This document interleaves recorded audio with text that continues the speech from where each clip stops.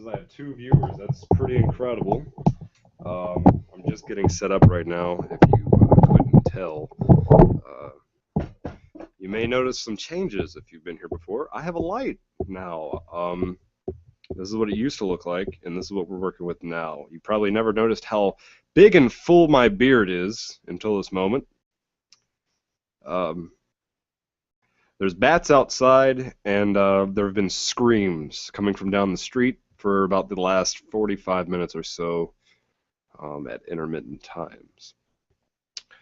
I have not started the digital recorder yet. I will do that upon the broadcast of, I should probably turn that down and mute it or something like that. A big hello to everybody. How are you doing? I know you're not here yet, but you're going to get the lag experience going on here.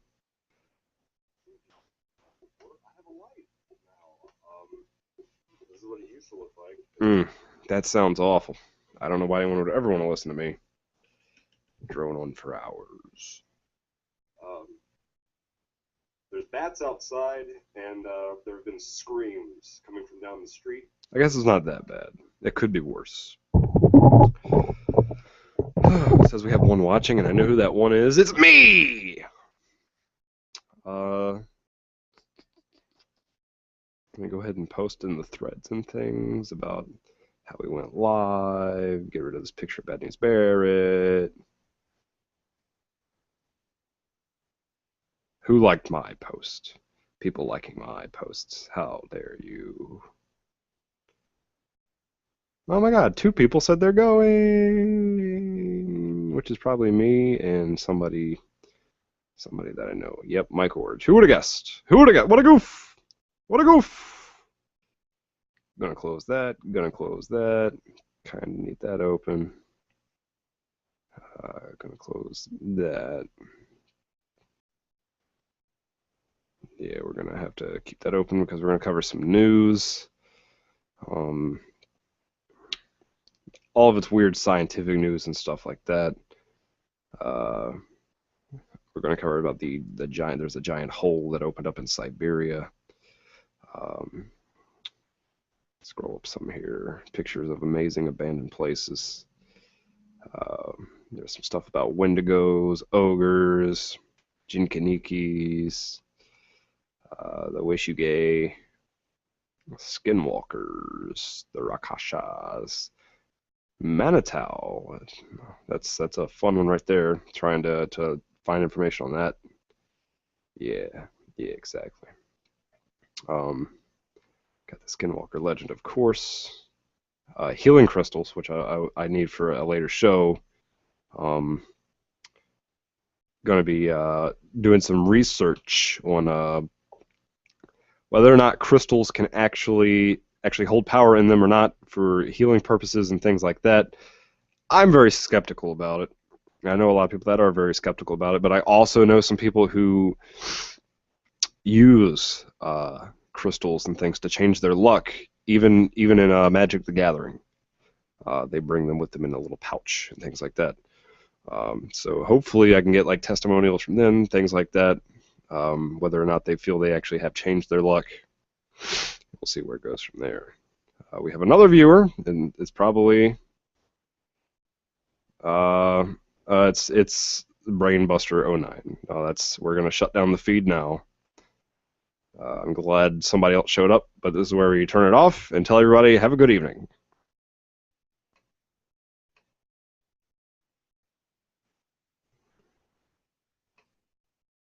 It was all a ploy because I can turn the camera off at any time that I want, and the audio.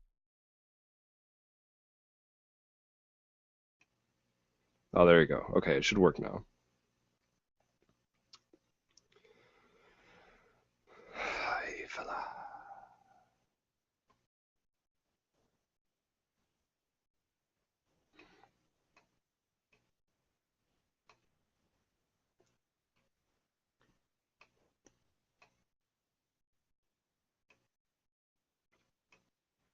Just waiting those extra 10 minutes, because people should be rolling in any moment.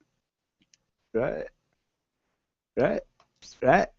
That, right, guys? Right.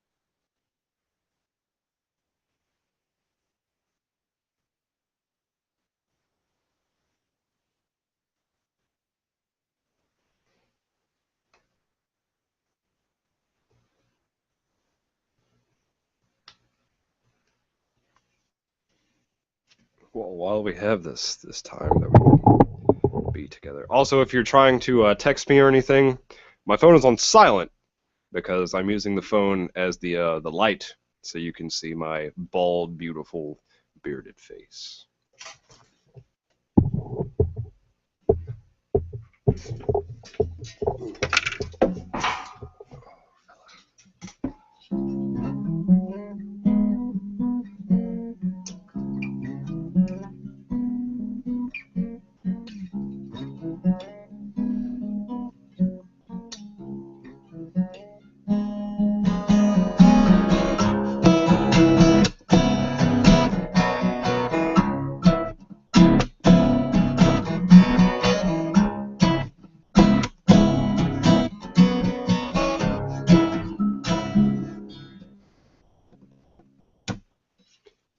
How are you doing, Mr. Michael Orange? Thank you for wishing me good luck tonight. However, I don't need it because I've got the power of raw, unabridged, unadulterated talent.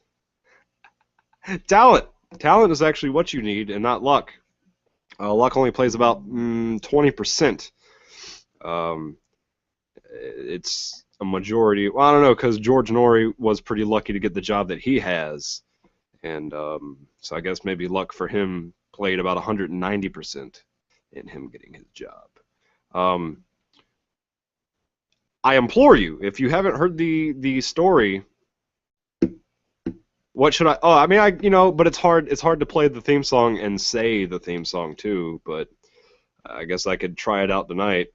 I'll try it out tonight. And I realize I do the finger thing now because you do the finger thing, and I do that thing where I touch the microphone. Oh God. Yeah. I ate an entire Domino's pizza before I went live on the air tonight, and I'm not proud of it. I'm a monster, and I'm an ogre, which I actually almost researched this week because ogres are somewhat interesting if you look at the details of past ogre stuffs in Europe. When I did come, actually, and I feel like I baited and switched really hard because I did absolutely no research on black-eyed kids whatsoever, which is fine because I would preparation meets opportunity. Get the fuck out of here, because I've got something for you, buddy. There's a card in Magic the Gathering called Opportunity, and you get to draw a bunch of cards. And I forget what the flavor text is. I'm gonna look up the flavor text on Opportunity, and I'll recite that. Hold on. I feel very unprepared because I didn't think I was gonna be talking about Magic tonight. What is it? I need to view the image. Opportunity. It costs 6, and you get to draw 4 cards. And the flavor text is, opportunity isn't something you wait for, it's something you create. And I think it's a pretty good card. You know, it's one of those motivational things. Of course, it's a blue card, and it actually looks like it's got fee on it.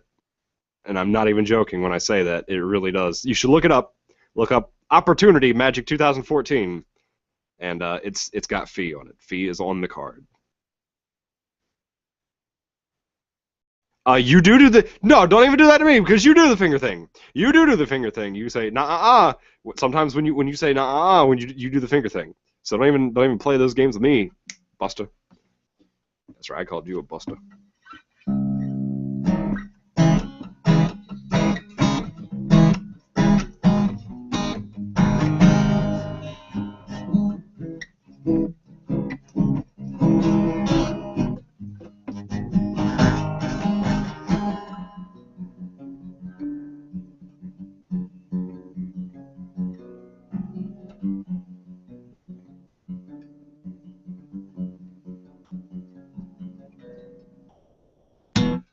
We're going to go live in 3 minutes. That's right, folks, 3 minutes. And if there's any last things you would like to say before I become a superstar, let me know. I'm pretty sure there's nothing that anybody wants to say to me that they haven't already said besides get off of YouTube, you fat loser. Shave your beard, get a job.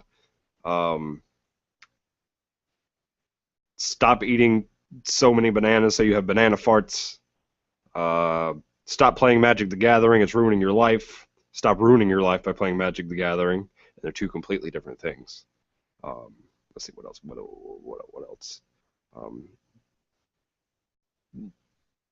I got nothing. I ran out of things to say to myself. Project upon myself from somebody else. I hate watching myself moving in the foreground of my computer. And so everybody can see it. I actually have. Are you ready? Are you guys ready for this? Because normally, I know that I use this book. This is the book I normally use for notes. And you see how big the pages are. The pages are like itsy bitsy, little spiders. What I did, I got ultra prepared this week. These are all the different pages with notes on them. 1, 2, 3, 4, 5, 6, a half, and then a line. So I've got almost like 6 3/4 pages of different things to talk about. We're going to be going live in 1 minute. Uh-oh. It says there's 2 people watching. Uh-oh. That means Mike bailed out because he doesn't like me anymore.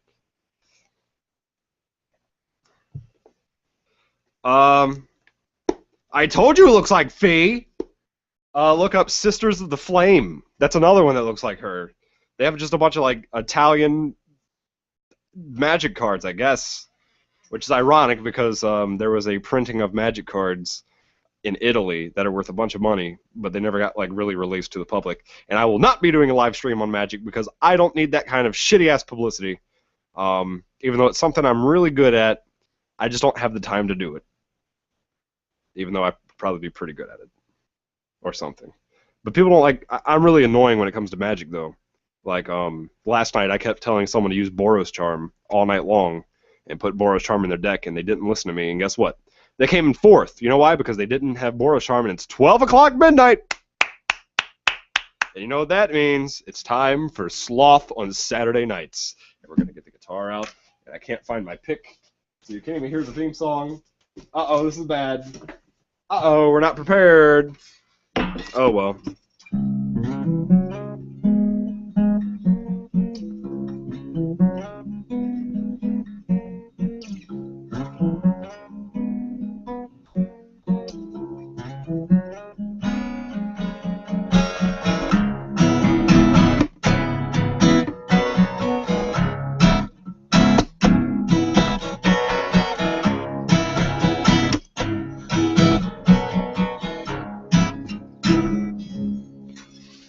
That's right, folks. Welcome to. Hold on.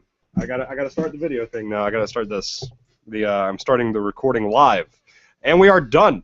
Bam, boom. Look at that. This will be the very first episode of Sloth on Saturday nights that we do. Don't we do a? Yeah, don't, no, exactly. Nathaniel Buckingham. I don't know who you are, Mr. Buckingham, but thank you for coming in tonight. That'll put me up to 4 whole viewers, but I'm not watching the viewers anymore because last week I had an awful meltdown about how many viewers I was getting, participating, etc., and I'm not going to be worried about that anymore because I'm going to be doing this as a live thing, and I will be uploading it as audio only to maybe like a what is it, a podcast site or something like that. Tonight we will be doing what did I say? Fabled and mythical creatures. Sadly, I did not do enough research on black-eyed kids, so I might have to exclude them from the informational conversation, but I will be doing them, maybe people recanting their stories of being involved with the black-eyed kids. And I forget the name of the. I'll make sure to quote all of my sources. I almost said resources. Sources for that, and we won't get sued because we won't have pink mohawks. We do have some news, paranormal or not, somewhat paranormal related. A plane was shot down. I think where was it? In the Ukraine, and apparently there are certain predictions saying that there is a river in the Ukraine called the River of Life or something like that, and the River of Life will lead to the coming of World War III. So it actually is somewhat paranormal related because we have guys like Edgar Cayce, Thomas Edison even, as much as I hate the guy, and Sir Isaac Newton have predicted that the world will be going through a area of strife within the next coming 10 to 50 years. We made it through that awful 2012 timeline, and we still have our butts, and we're fine on that one. But things will be heating up here quite shortly. World War III should be starting, according to their predictions. Do I believe that wholeheartedly? I do not, but I do love Edgar Cayce, and I can't wait to do a show about Edgar Cayce, him and Nikolai Tesla. As you can tell, look, I'm feeling much better because I've let the baggage go about making sure I have a certain number of viewers. I had a talk with 3 very close friends, and well, not close, 2 close friends, and 1 listener. And the listener was not here live, and he was very supportive of how I'm handling the show, what he thinks about the show, the product we're putting out there, and he was enjoying it. He said people do enjoy it. While I would like to have more viewers, it's going to come. Slowly but surely, we're gonna make sure Sloth on Saturday nights will get there. I'm gonna get more business cards put up. I'm gonna try and go to conventions or whatever at the convention center that right near my the home Coliseum thing, whatever. I know, like, you know, some people have stadiums and crap, but we have a little tiny Coliseum. Another piece of news this week: a hole has opened up in Siberia. You can go ahead and you can just go to Google and type in "hole in Siberia," and Google will give you results immediately, right off the bat. A giant sinkhole or just a giant hole has opened up in Siberia, and they don't know actually what has caused it yet from the latest news that I got, because there's no reason to just go digging down in the hole, because that's pretty dangerous. Even here in the American South, we know not to do that because that could be sudden, certain death. A lot of theories are ranging from climate change, which doesn't make a whole bunch of sense, to, where are they, dwarves? The guys that live underground and they make metal. They actually were in Skyrim. They lived underground in Skyrim. I need to get my water out, and we're gonna get this party started. I think I had some more paranormal news. If you give me one moment, I can look and see. Oh, he misses his pink mohawk. Yeah, I think that's all the paranormal news and stuff like that I had for this Yeah. Yep. Crater. And this is actually one that you guys might not care so much about. I care about it. Um, there is an 8,000-year-old skull uh, that was found by archaeologists that may have actually contained brain matter in it. They need to do some testing, but that's pretty neat because it'll be the first time that we have found brain matter inside of a human fossil. Um, whether or not you believe fossils are real, some people don't because they're dumb. And I mean, there's people out there that don't even believe matter is real, and I can't do anything for you guys. I'm sorry. If you don't believe matter is real, well, we're gonna have to move along. We got the thread bumping in X. We got the show rolling now, and we're gonna start talking about fabled creatures and things like that. A precursor to the show. I wanted to have my compatriot here with me tonight, either one of them, to talk about fear.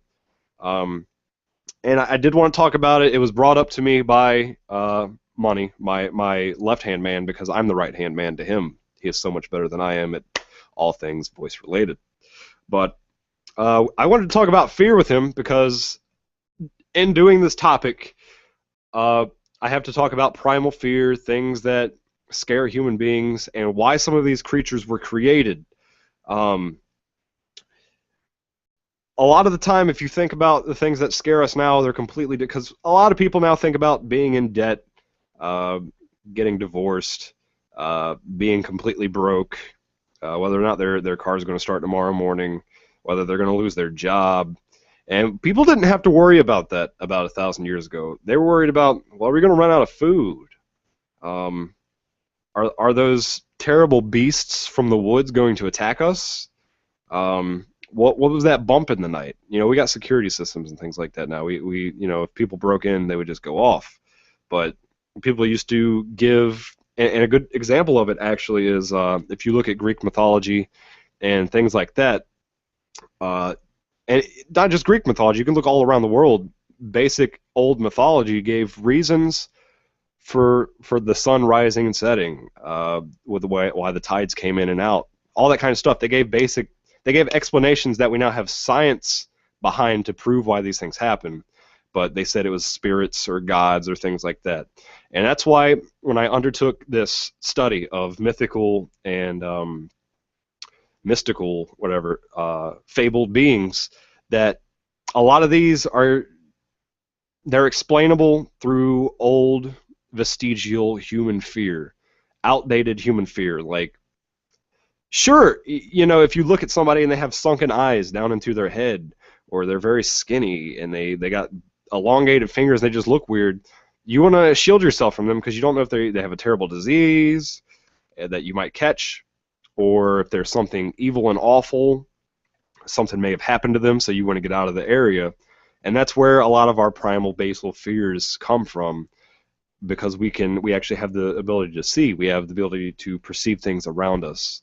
And a lot of the time, I think some of the worst fears that you can have on a very basal, primitive, primal level for humans is the visual aspect. Like I said, pale skin, giant teeth, sunken eyes, things like that, or glowing eyes even, or fire. While we need fire good. No, while we need fire to exist, we need to be able to control it. And that's why it was scary for a lot of, way back when it was, once again, a primal fear that, fire's awful. I'm pretty sure I just covered all of that. I have a page thing about a preface to the fabled creatures. These creatures, real or not, play on our primal fears.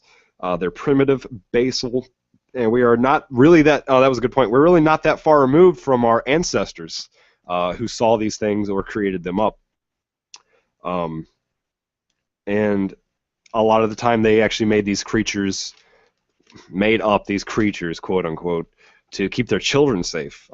You may know one in your growing up. You may have heard of the boogeyman. And I was terrified of the boogeyman when I was like, I don't know, 6 or 7, because one time we were going into the house, and I guess I was being a little shit, and my grandma was like, well, there's the boogeyman right there down the street. He's coming for you. And I swear I looked down the street, and being a little child, my mind projected that there was a boogeyman down the street. And he was just big, gigantic, hulking, red, and he had just parts of his face dripping off. And I just wanted inside of the house, and I stopped being a little bastard. You know, and I guess that's how parenting worked back then. I guess it's still how it works today. But the boogeyman, even, is an example of us creating these creatures and things to keep our children in line. Let's see. Even though we have evolved for thousands of years, we still carry the fear of sharp teeth, sunken eyes, blah, blah, blah. I already carried that. The fear of the unknown and the undead is also another one that's very heavy in our, even nowadays in our society.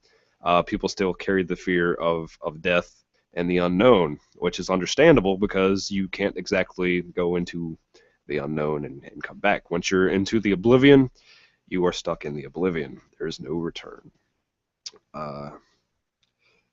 It's once again fear of things out of our control. That's another one. If you can't control the situation, and that's pretty scary for a lot of people not having control, because they're control freaks. Once again, that's primal basal fear. Yeah, that's really it.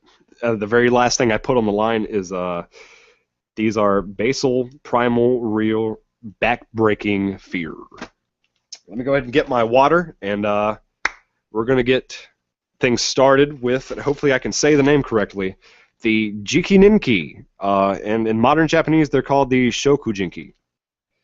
While they have very comical names that make me laugh heartily on the inside, they are terrifying as fuck.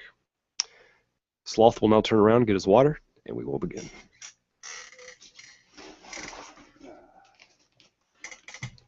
This one's for all my bros out there that couldn't make it. Oh, that's right. My heart is very heavy tonight because I'm going live without one of my... Since day one he has been here, since we did the very first Halfway to Halloween extravaganza, extraordinaire, awesome, amazing show. Tanner, I'm not going to use his last name, we're just going to say Tanner, said he's going to be somewhere for a couple hours tonight, and it's and my heart is heavy. Not because I ate that entire Domino's pizza, no. My heart is heavy because we're going into battle without one of my closest brothers. And I'll give a shout out. Thank you so much, Tanner, for being awesome, contributing everything that you've done to the show.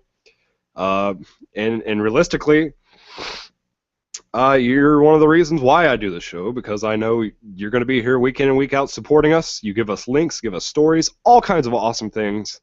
So all of you Sloth and Saturday Nighters out there, give a big thanks to Mr. Tanner. See you there. Oh, shit. Oh, shit, look at that. We got... Morian? I can't even do it. I can't even do it. I can't say the name right. I'm really bad at this. That's funny. Ha ha. Ha ha. I implied stop being a bastard. You know what? Forget you, buddy. I love you. I'm sorry. I didn't mean it. All right. So tonight we're going to be going in deep, talking about the Jikininki. They are fabled creatures, entity things from modern Japanese, and I forget what era of Japanese history they're from. I don't want to misquote things, but you can easily look this up on Wikipedia. And like literally, most of the stuff I got is from a little bits from Wikipedia, because you can't trust Wikipedia as a actual news source or informative encyclopedia or whatever. But let's see. In Japanese Buddhism, these are flesh-eating ghosts, and they are referred to in other parts of the world as Wendigo, in a way. They are spirits of the greedy, selfish individuals. They're cursed to seek out and eat human corpses. They do so under the cover of night, scavenging for newly dead bodies and food offerings left for the dead. Yeah, apparently I guess it's some sort of ceremonial thing. When folks pass away or die, they like to leave food offerings or something like that around the burial sites for I don't want to say freshly dead folks, but freshly dead folks. And I don't know. That's a bit weird to me. I don't know why you would do that because I guess that would attract predators. But no, apparently these ghost people have to eat those fresh corpses, and I will go ahead and I will tell you the quick story when I get to the end of this. Um, I can tell you how to pronounce it. It's Jikinninki is how you spell it. For everybody who doesn't know, Brainbuster09 is my lovely, outstanding fiance. She went to college, so let's give her a round of applause. She went to college, and she graduated college. And that college was William & Mary. She had a full scholarship. I don't know why she's with me. I'm here on Saturdays at midnight doing a very, very terrible live podcast. Let's see. Oh, they also are rumored to loot the bodies, and they eat the bodies of, and they have the valuables. They take the valuables away from the body, which they use to bribe local officials, and they pay the officials with said bribed things to leave the spirits alone.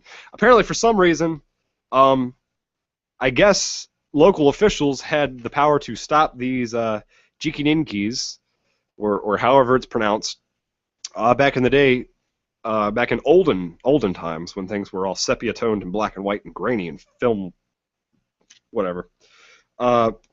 Because priests had the ability to just renounce a simple little thing and do stuff with their hands, and it would banish these spirits, these evil spirits, away.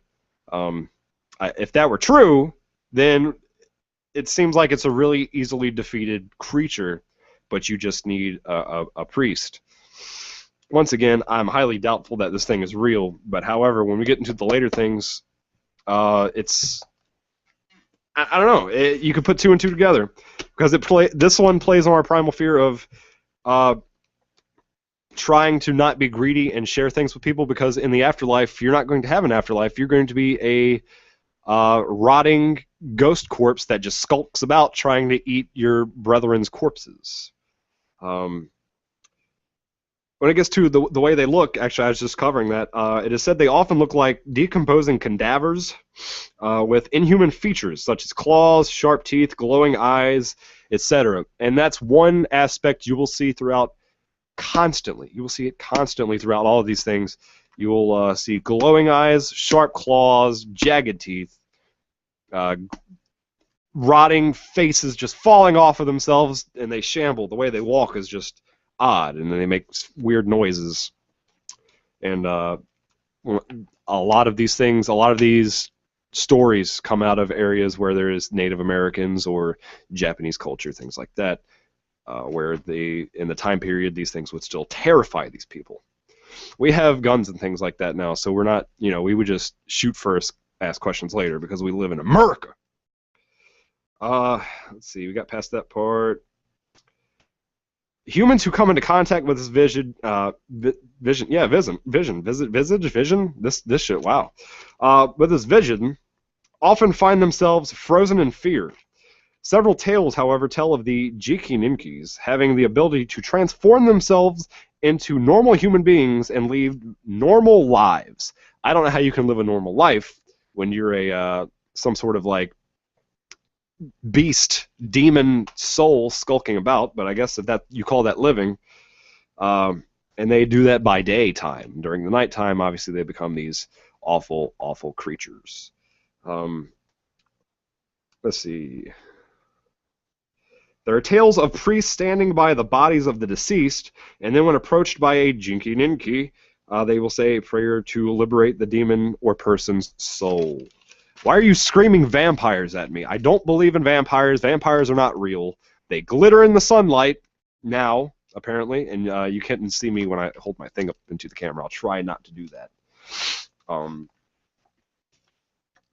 That's not my water. That's not the right one. That's an old one that's been in here for weeks. Well, look at that. I said it right anyways. We have traditions like that in the West, too. What do you think a wake is after a funeral? See, that's weird, because where we are, don't we do wakes before funerals? Like we do a viewing of the body to show everybody that the body is actually dead, and then we bury the body. Or is like what is a I don't know the proper order of things in that. Like vampires, people don't used to understand the decomposition, but yeah, it is right. You know what? I completely just blanked out on that one. Uh, was it like Brainbuster said? I'm not going to say her real name, Brittany. Like Brittany said, I'm an ass. Uh, People didn't understand the decomposition of bodies and thought they were returning as the living dead. Um, I forgot how the story actually goes in that one, but like, what is it? Wasn't it like how I dropped my book? Wasn't it how like I'm not even going to comment because I'm going to look like an ass. Uh, let's see. All right, these things right here. I'm going to mess this one up too. The Kubi Kajiri. Kubi Kajiri. We'll see. Apparently they are yokai, or they're also referred to as mononoke. They could be related to the what's these guys? The Jikininkis.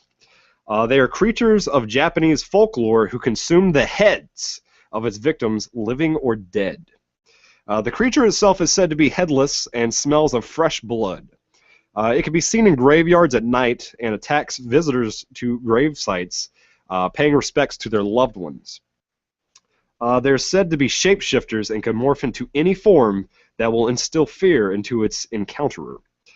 Because of this, most believers think that they represent and manifest the fears of the person who sees them. And I think that's another common theme that I've seen throughout all of this research, is that we have these creatures who can shapeshift, become all kinds of different things, and it plays on the basal fear of paranoia. And humans, we have a really very, very, very bad way about ourselves, the way we handle our paranoia and fear. You can even look into the story of Frankenstein, where if we don't understand something, we try to destroy it, and it's actually played itself out like that throughout all the ages. Look at the Christian Crusades. If you don't understand something and you don't believe in my God, no, you're going to be exiled and you're going to be killed and murdered at the stake. We didn't try to understand Native Americans when we came here. What did we do? We killed them. We killed them off, and we sectioned them off into these little areas. We end up destroying things as humans. We're awful. We destroy things that we don't understand, and that plays on this primal fear. That guy over there, the guy that's standing outside my door right now, I know there's nobody there, but that's not a human being. That guy's going to eat my head when I get done with this show. And I think there's about 3 or 4 different creatures on the lists that I've done that actually they can shapeshift into anything that they want. Skinwalkers, was it what's the name of them? Wendigos, Loop Gurus. All of these things have the ability to transform. Pukas even. Pukas, they have a history of being able to be. We'll get there. I don't want to jump ahead. We're going to read some of these comments. Marianne, people would sit with the body after death. The celebration part came from people wanting to make noise and frighten away any spirits that might take over the body. That's actually, thank you for that bit. That makes perfect sense. Let's see. Vampires are represented with those same features in many Slavic, Romantic, and other cultures. Exactly. All of these things have so many things in common. And that's what makes you think. You could stop for a moment. If you look at all these different stories from around the world, it's possible that these things could exist, because it's just like the pyramid theory, where we didn't have any pyramids on the planet Earth, and then all of a sudden pyramids just started showing up out of nowhere. And we all started building them at the exact same time in South America, Egypt.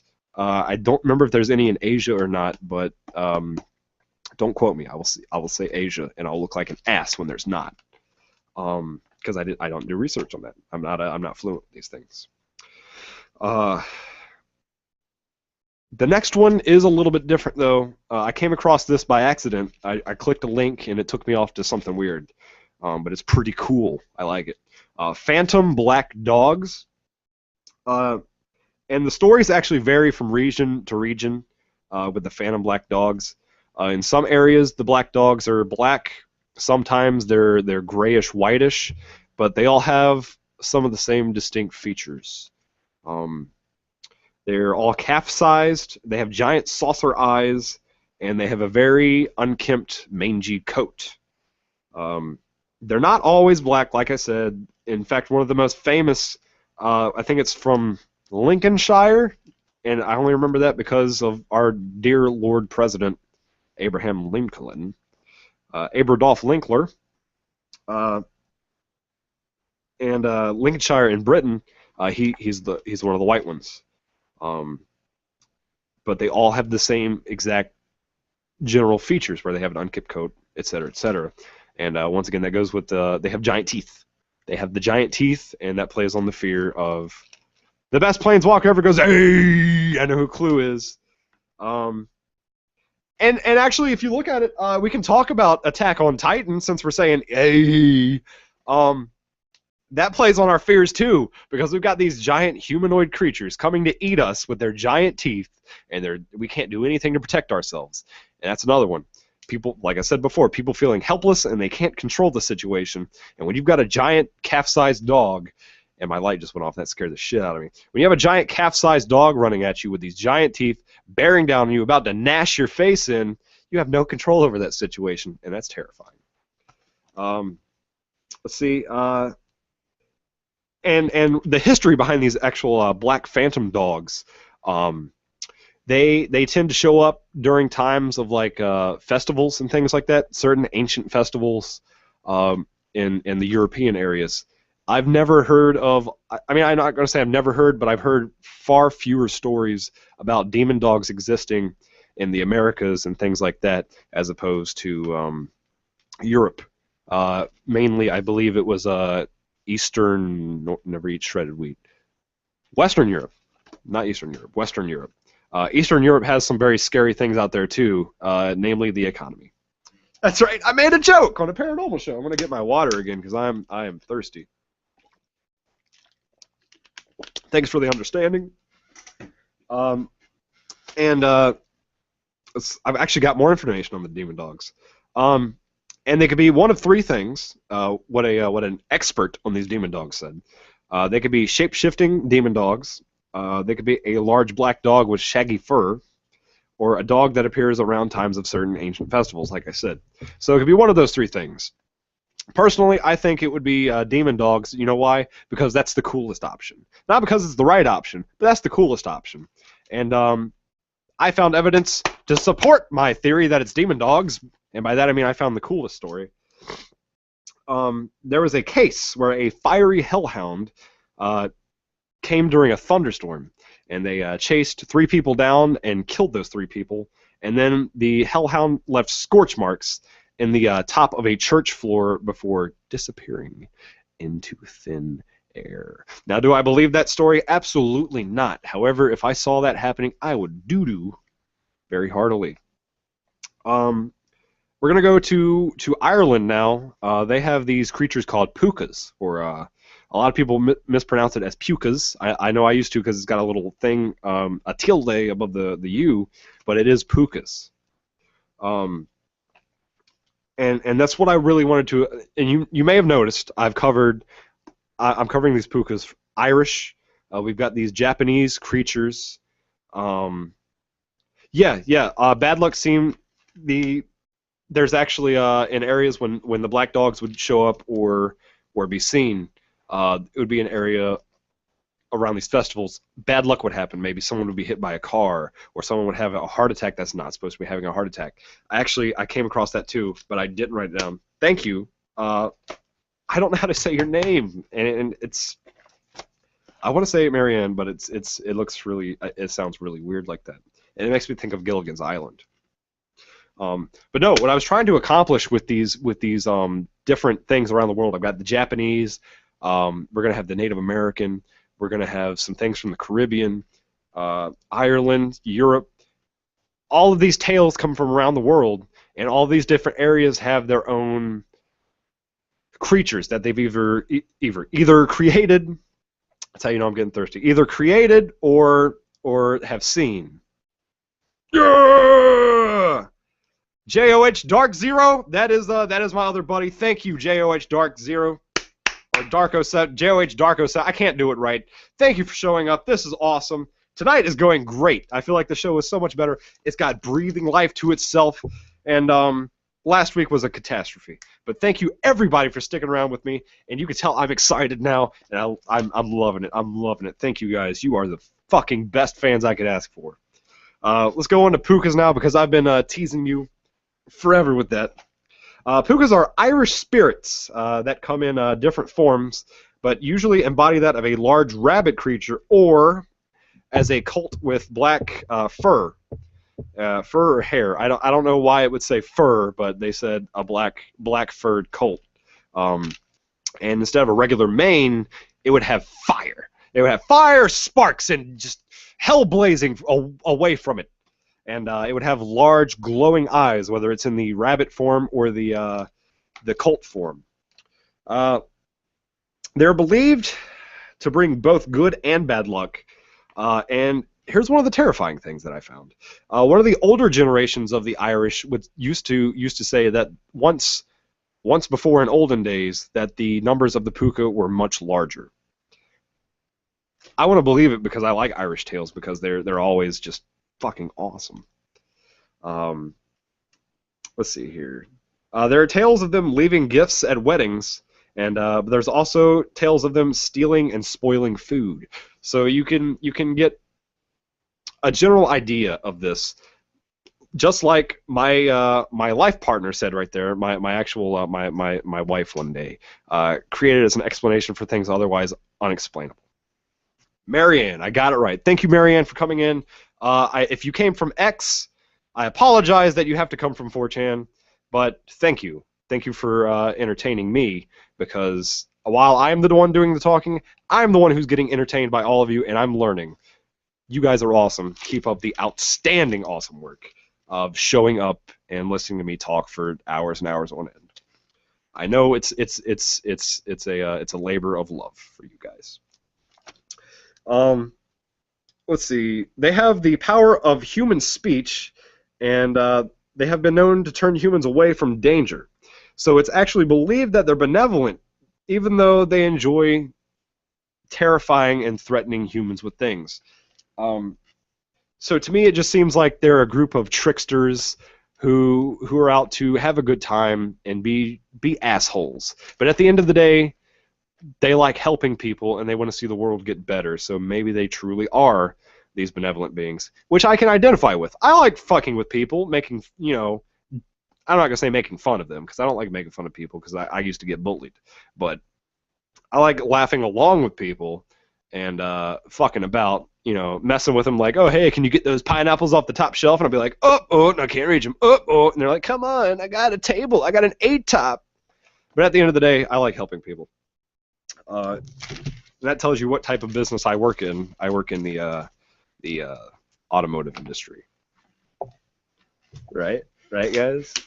All right, we're going to take a water break. I'm going to get this water right here. Delicious. And we're going to move on to the Loop Guru. And I had no idea what a Loop Guru was until probably about 2 years ago, when my my other right-hand man, you see him up at the top. Let's see, what Nathaniel Buckingham. You'll see him up there as Nathaniel Buckingham. And yes, I know how to say it, but I refuse because Pizza Hut. But I had no idea what a Loop Guru was until probably about 2.5, 3 years ago, something like that. When a copy pasta got put up on X, and it was actually a pretty entertaining story. I loved it. It was great. And ever since then, I was like, I really like the Loop Guru. It's kind of like a werewolf, but it's not. But it is. And it's got a funny name. It's actually known in Caribbean mythology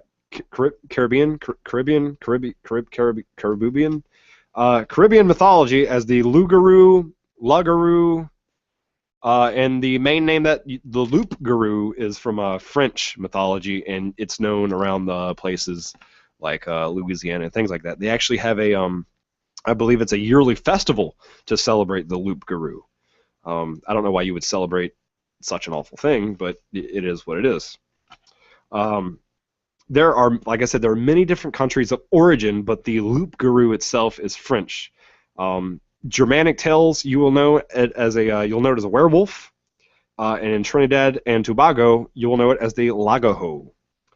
It is a mythical shape-shifting monster that is a normal human by day, but come nightfall, it's said to take many different forms. That of a wolf-like man, or a pure demonish wolf. Let's see. It can even take the shape of a man with no head that wanders at night with a wooden coffin around his neck. Try and sleep tonight after thinking about that. You're going to sleep. You're in your bed. You know what? Let me rewind it. Say you're a little kid laying in your bed, and you're in this tropical paradise, and you've been a little bastard all day long to your parents, just like me, talking about the boogeyman, and you're falling asleep. And then your mom's like, "Oh, make sure you don't get out of the bed." I don't know any Caribbean names. Just somebody make one up on the thing here. Make sure you don't get up in the middle of the night, or the Loup Garou is gonna get you. And then you start thinking about this man with no head and a coffin around his neck, and he's gonna maul you to death and then put you inside of his coffin, and then like walk away with you into the aether. And I actually have a story.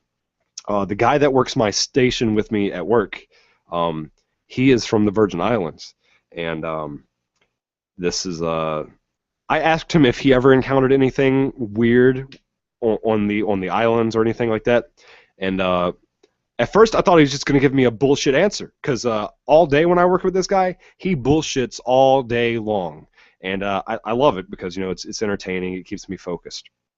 But he said one time when he was a child, one of his friends ended up disappearing, and he asked his mom about it, and she'd be like, "Hush, boy, hush."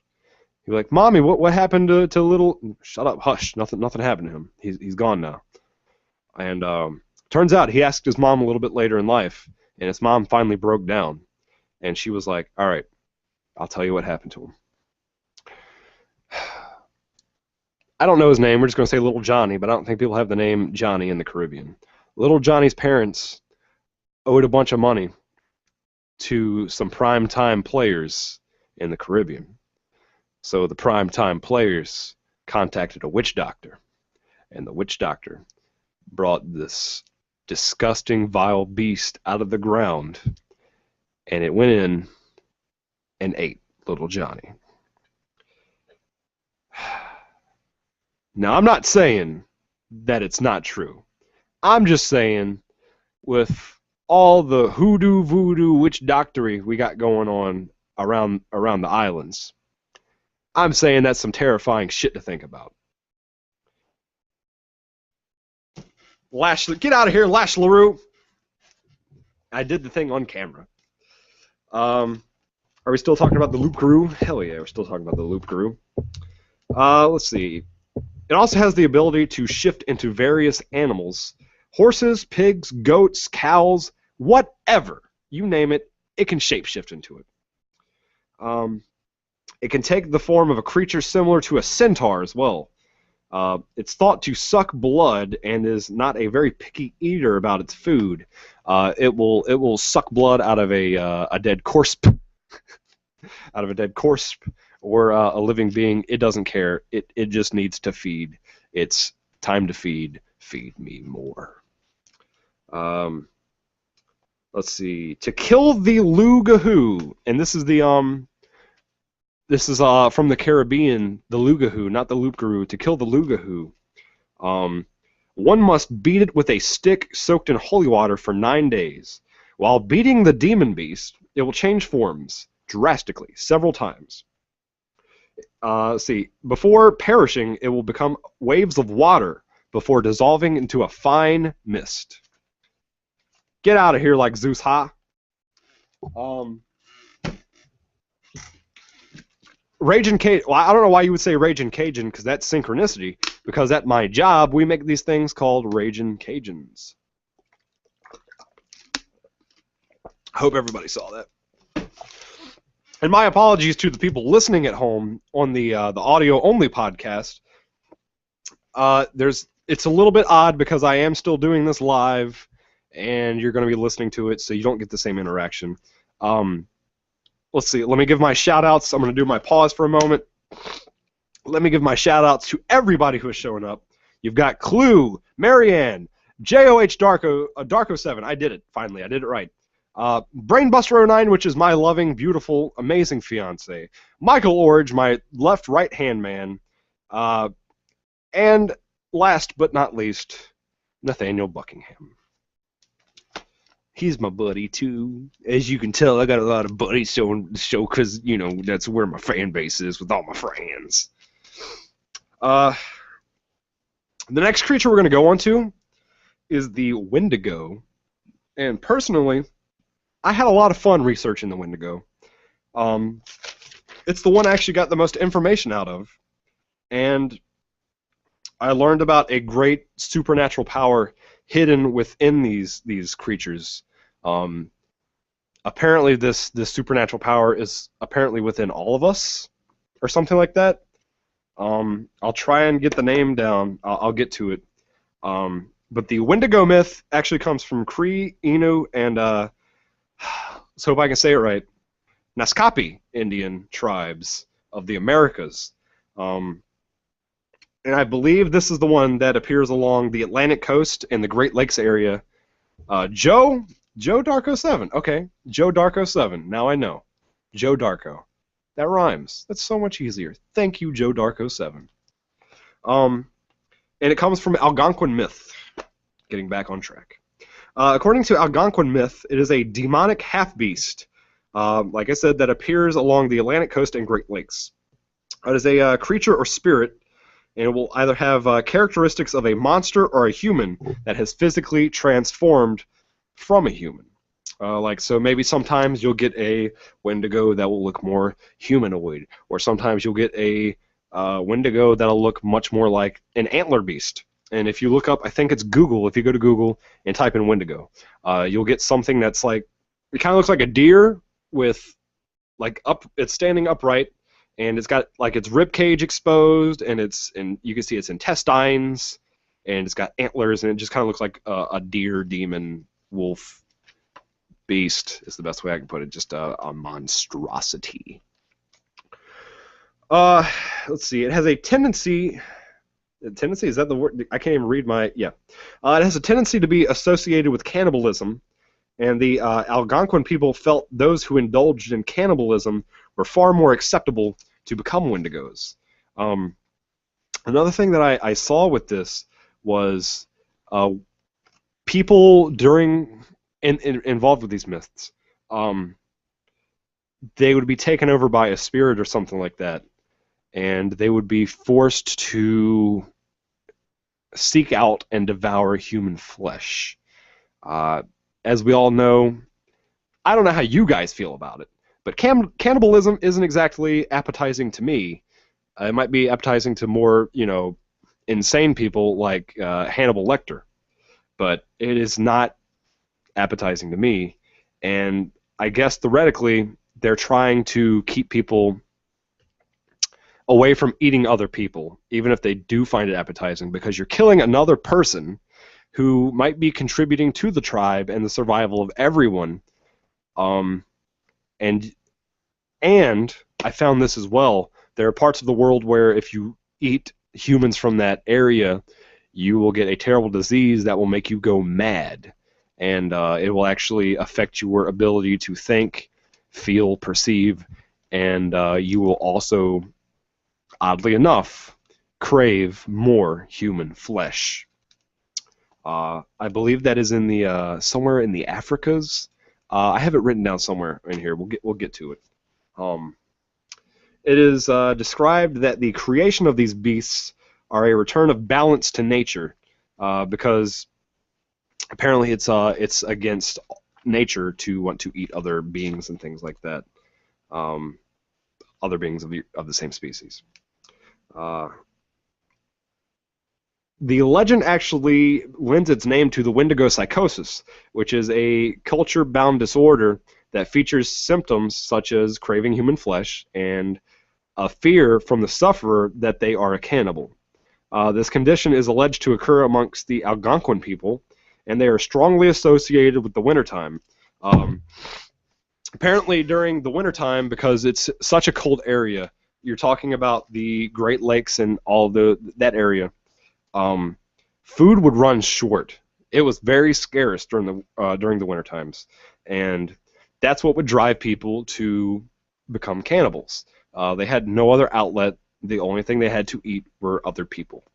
So it's actually believed in a lot of these tribes that suicide or resigning yourself to death, resignation to death, is a much better end than eating other human beings and becoming a Wendigo. And in a way, I can see that because I wouldn't want to eat somebody else. I don't know, man. It's an odd topic. It's a very taboo topic, apparently. I'm not going to say I feel at home talking about it because I obviously don't, but that is what it is. I actually would love to do a show in the future about the effects of cannibalism. Maybe it'll just be a short little 10-minute snippet, 5 minutes even, because it is a very because there is a group of shamans, or shaman, however you want to say it. There's a group of shaman out in, I believe it's India, that practice cannibalism. They'll either find a dead, rotten corpse and they will cook and eat it, or they will have a member of their sect or something like that pass away, and they will gobble it up. Like I said, they're strongly associated with wintertime, the north, cold, as well as famine and starvation. Already covered that. That's what it is. What it looked like, and like I said, you can go to Google, just type in Wendigo, and you'll see the picture of the terrifying antler demon beast thing, and you'll see what I see in my terrifying nightmares. What it looked like, though, it was ash gray. The skin was pulled taut over its bones, but its bones were also juxting forth from its body. So it was all janky looking and it had tight skin, and that's not something I would ever want to encounter in my lifetime or the next or the one after that. The eyes were pushed deep into its soul, into the sockets, and the best way to describe its look, it's like a skeleton fresh from the grave. What little bit of lips that it has are tattered and bloody and just ripped apart and just dangling about its face. It is a foul beast that reeks of decay and decomposition. In the case of human Wendigos, the spirit of a demon would find itself into a human after consuming flesh during times of great hardship. The end of relegating oneself to suicide and resigning death was preferred to cannibalism and becoming Wendigo. Like I said, I already covered that. That's the only problem doing this off of my notes. Sometimes I'll repeat myself 2-3 times even. I try not to do that because it takes away from the show, but that is what that is. And the very last thing, let's see, I've got about 10 more minutes before we hit the 1 o'clock hour, and I think that would be a pretty good stopping point. It'll give me time to tell a couple of the stories of encounters. The main story about the Jikininki. I actually did it off memory, and the like. And it looks like I'm actually probably going to have to push back Skinwalkers, Black-Eyed Kids for another episode, which is weird because that's what I actually marketed this episode as, that we were going to have Black-Eyed Kid discussion and Skinwalker discussion. But I can give you a little insight to what I got so far on the Skinwalkers. They're from Navajo mythology, and they're witches who wear coyote skins. I'm not going to go too deep into this myth, and like I said, we're going to save it for another time because I can do, let's see, Skinwalkers, succubus and incubus, incubi, succubi, golems, uh, tulpas. I can do all that in another episode, and it's weird that we're going to have a two-part episode for fabled creatures and entities. But I'm loving it. This has been a really fun episode for me, and hopefully everybody else enjoyed themselves too. If not, my deepest, sincerest apologies, and I'll get another topic that you'll like in the future. Hey, you never know. Like I said, in these upcoming weeks, I would like to buy some healing crystals and see if they actually have a positive effect. Or apparently, what is it? There's certain crystals that change your mood and things like that. I want to try doing that, giving it a go for. I guess along with that episode, I would do astral projection, dream interpretation, remote viewing, just stuff involving the mind and metaphysics. What other little information I gathered about the Skinwalkers? They're actually called the Yinaldushi, or the Yinaldoshi. I'm not sure 100% on that one. Once again, couldn't find a explanation on how to say that. And I think, yeah, that's all I got out of my 6.5 pages of non-Skinwalker, non-Black-Eyed Kid notes. That's what we've got tonight. I got 8 more minutes, like I said. We'll go ahead and I'll give you the story behind the Jiki Ninkis. Just give me 1 second here. I just had it up a second ago. Wendigos, Jiki. Okay. All right. The story of the Jiki Ninkis. The legend is told in the old Japanese tale of the Buddhist priest Muso Kokushi. It said as Muso was traveling alone through the mountains in the Mino prefecture of Japan when he lost his way. It was almost dark when he saw an old Anjitsu, the home of solitary priests. It was at the top of a hill, and he asked the inhabitant if he could stay the night. The inhabitant was an old priest who refused. He completely flat out said no. He said, no, you can't stay here. But he told him where he could find food and a place to sleep in a town nearby. They called it a hamlet. Muso found the hamlet where the headman welcomed him and promptly supplied him with food and a place to sleep. A little before midnight, Muso was awakened by a young man who informed him that earlier that day his father had died. He had not told Muso earlier as he would feel embarrassed, and he felt that Muso would be obliged to participate in the ceremonies. However, the entire village was now leaving their homes for a nearby village, away from this one, as it was custom to leave the corpse alone for the night, or bad things would befall the village and its inhabitants. As a priest, Muso told the young man he would do his duty and perform the burial service and stay the night with the corpse. He was not afraid of the demons or evil spirits that the man had spoke of. When the young man and other villagers had left, Muso knelt by the corpse and the offerings and began his service. In the deepest part of the night, a shapeless being entered while Muso was deep in meditation. Muso could not speak or move, and he watched the shape devour the corpse and the offerings. The next morning, the villagers had returned. Muso told the young man what had happened, and the young man was not surprised in the least bit. When he asked the young man why the priest on the nearby hill did not do the ceremony, the young man told him there was no priest who lived nearby, and there hadn't been for many, many years. When Muso spoke of the Anjitsu, the young man also denied its existence. Muso then departed from the village with proper directions to continue his journey. However, before Muso left, he sought out the Anjitsu and the old priest on top of the hill to see if he had been mistaken. He found the hill and the Anjitsu very easily. The old priest let him inside this time, however.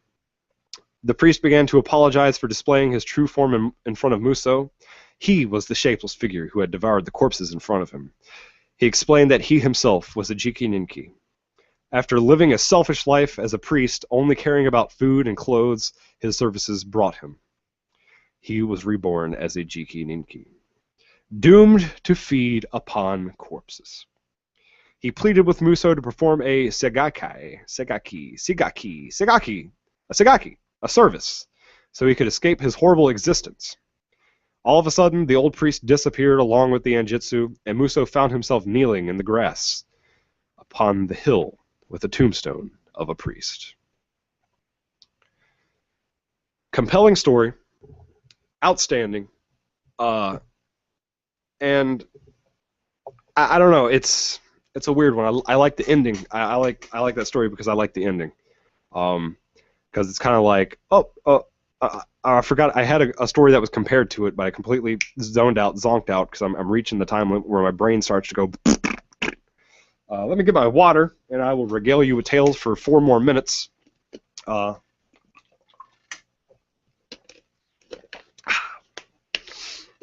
I'll go ahead and do that thing where I thank everybody for coming out. Let's see, we've got Joe Darko 7, Brainbuster 09, my lovely, beautiful fiance, and one day future wife. Not one day future wife, because she'll be my future wife now, and then she'll be my wife one day. Michael Orridge, my left right-hand man. Marianne. We got Clue, and we have, as always, my other compatriot. You might know him as Deacon Nathaniel Buckingham. These ridiculous creatures. I'll tell you about some of the more ridiculous creatures that I found, and I think I can compress this down in just a couple minutes. They're called Jumbies, and they're I think they're called Guyana of the Caribbean. And they're more or less the demons and awful beasts of the Caribbean. But some of these creatures are just so outlandish and completely ridiculous, over the top, that I just completely left them off my sheets and said I'll come back at a later time and we'll discuss this. The one that I like the most, he's called the Moongazer, and he only comes out during a full moon. Some accounts indicate that a large bonfire could also bring him out, but that's we'll put an asterisk on that because apparently they can't prove that. He goes to the edge of a cliff and stands there with his hands on his hips and his legs apart, staring at the moon. And if you try to walk underneath him, he smushes you. He smushes you. He just grounds your bones into dust and uses your blood for jelly or something like that. I don't know, he doesn't do those things, but he crushes you, and you can't pass underneath him. In fact, that's the only one that I saw that was so completely over the top that I couldn't do it. Apparently the Caribbean mythos also have a version of leprechauns, and their version of leprechauns go like this. If you feed him bananas and milk, he will give you answers to questions that you need or give you untold riches. If I could turn bananas into milk into gold and platinum, I would be the happiest man on earth. And it's weird because this is that time of night where the cold wind starts blowing into my garage, and I get creeped the fuck out here alone. And I found this also while doing my research. It is believed by Native American, several different Native American mythos, that if you talk about supernatural and paranormal entities, then that will actually bring about, it will actually bring them to fruition and to life. I don't want to think about that while I'm trying to set up my cord, my Ethernet cable, roll it back into my home, because I have to open up a window, throw it in there, shut the window, lock it back. It's a whole arduous process, and I got to do it alone tonight because my fellow brothers, my brethren, could not make it. But it is what it is. I'll give you some of the things that were inside of my thread that I used to promote the show. We're going to go a little bit over time here, but I'm pretty sure that's okay with everybody because you're still here. I've forgotten about the devil's favorite demon, Cain, and that's terrifying. I don't know if you're going to see that. You're going to see that on the screen. My light went out as I said the devil's favorite demon, Cain. Anyways, we're going to go back to the thread. In the thread, we had someone say that they've encountered a skinwalker on a Navajo ranch. Someone said that they saw giant bats that had like 6-foot wingspans, 3 of them, flying overhead while they were fishing with their father out in the woods. And While that seems crazy, I was told by some people that I know in my family who are actually hunters. They hunt down deer, and they've actually seen something like that out in West Virginia. Terrifying, I know. I believe that's all that I really had, and we made the time with it, and I was very excited. I'm glad everybody came out tonight. Tonight's show was a far cry from what we had last week. Um, if you're here and you were here last week, yeah, yeah. Not just Native Americans think that. Good point, Marianne. If you were here last week and you saw the awful meltdown that I had on air because I was furious that I only had a certain amount of viewers, my sincerest apologies. Because you're here, I'm here, let's do this. No, you're here under your own will, and you come up on Saturday nights. Most people like to go out and party on Saturday nights, have a good time. And I would just like to thank you for coming out and entertaining me by being here. I'm glad you let me entertain you, and just my sincerest apologies for how I went about and handled last week. And you can say what you want, but I think it takes a man with very large bastilles to admit that he was incorrect. Not that I'm taking credit, because I know a lot of people that will never admit that they're wrong about anything. But like I said, final shout out. Thank you, Mike Lorridge, Mr. Money in the Bank, Joe Darko7, Brainbuster09, Marianne, our best friend and fellow compatriot, Nameless Hobo, could not make it tonight. You'll be back next week. I know you will. We all know you will. And Nathaniel Buckingham, and we got Mr. A. Thank you all for showing up. I'm going to leave the thread open here for the video that we're watching open for a little bit, and we can have some discussion. Fishing in the woods, that is crazy. Well, not just fishing in the woods. You know what I mean. They're fishing in the outdoors. You goon. You know what? You're going to get it. You're going to get it. But anyways, thank you all for coming out. I'm going to leave the video feed open for a little bit, and we can discuss all of these crazy things. I'll thank you again for coming out. My voice is raw. I am tired. That pizza is starting to hit my lower intestine. And I had an incredibly amazing fun time tonight, guys. Thank you all for showing up. This is Sloth on Saturday nights, signing out. Goodbye.